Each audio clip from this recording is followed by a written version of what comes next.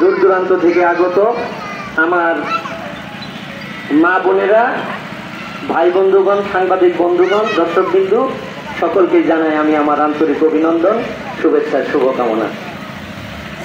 প্রিয় সাথী বন্ধুগণ, আপনারা এখানে সমবেত হয়েছেন একটা উদ্দেশ্য নিয়ে, যে আপনারা এখানে আসছেন, কেন আসছেন, এটার তো একটা অবশ্যই উদ্দেশ্য আছে, সেটা আপনাদের প্রথমত আমি জানান দিচ্ছি। সর্বপ্রথম আমরা কৃষক, আমরা ভূমিহীন।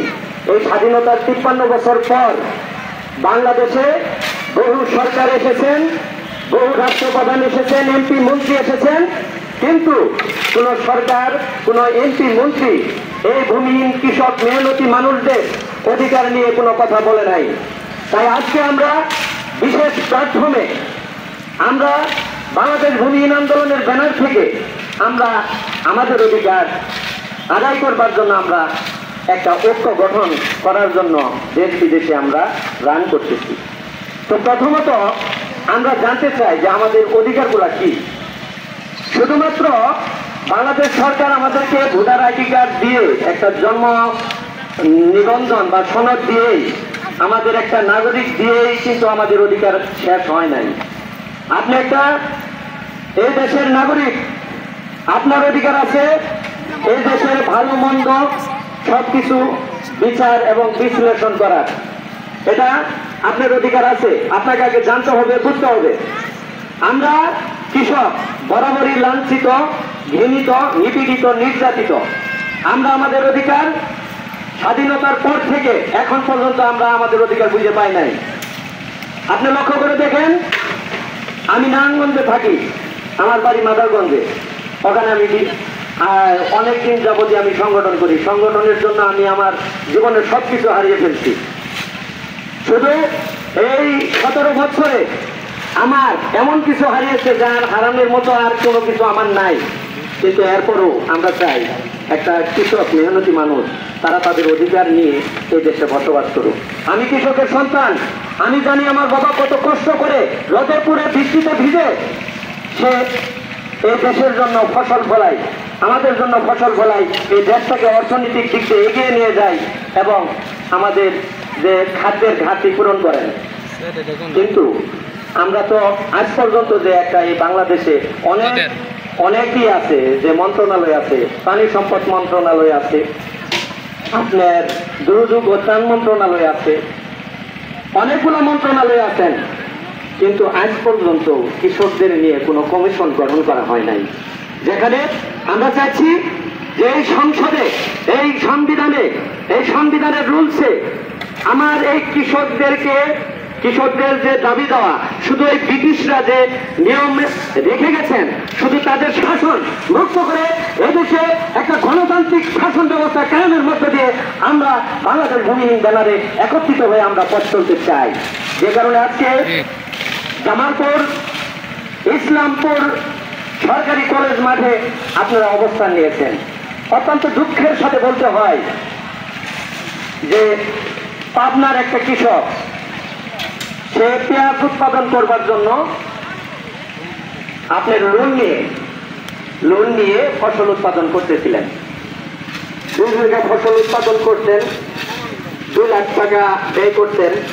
সে টোটাল এই ফসল বিক্রি করে 58,000 টাকা পেয়েছেন।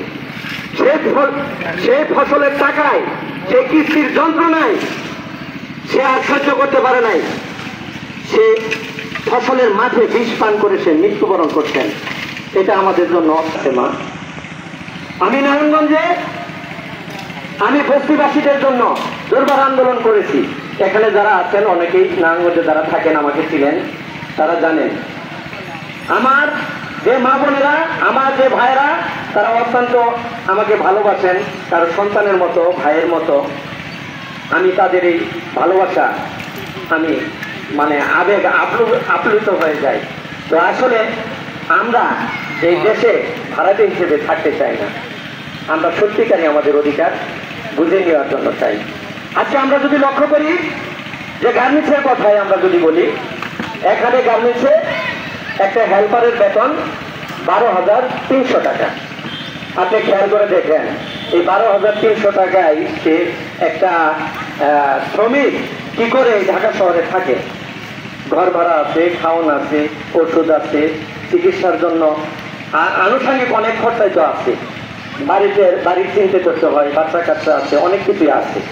তো এই 12,500 টাকা দিয়ে একটা শ্রমিক কি পারে তার সংসার চালাতে? পারে না।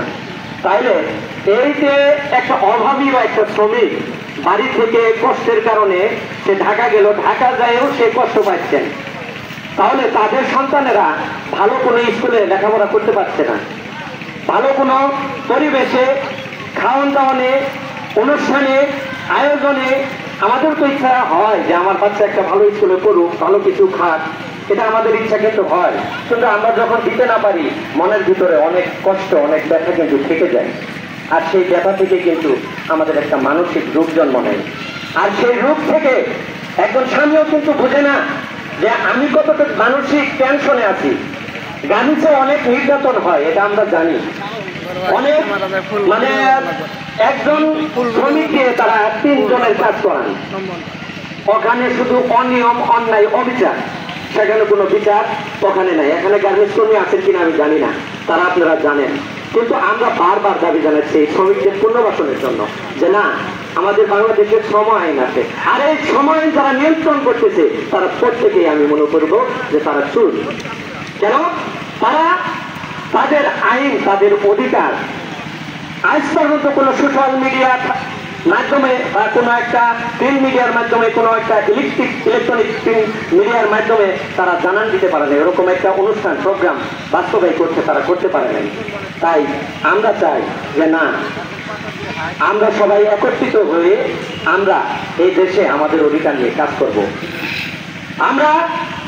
আমরা যদি সত্যিকারের অর্থে লক্ষ্য করি যে না, আমরা যেখানে অন্যায় অবিচার হবে সেখানে আমরা প্রতিবাদ করব। কিভাবে প্রতিবাদ করব? যে সরকার